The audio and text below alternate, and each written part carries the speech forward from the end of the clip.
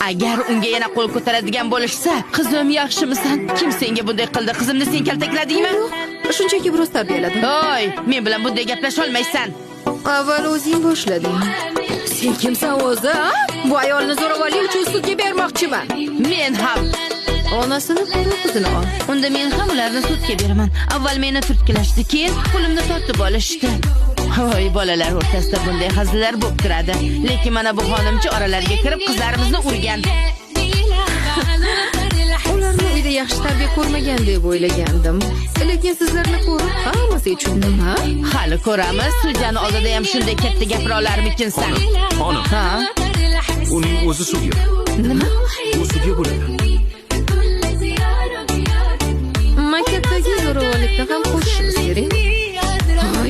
Voy, qiz sen hali uyga borgan, nima qilishni o'zim bilaman. Hammasi tugagan bo'lsa ketsam bo'ladimi? Ha, albatta.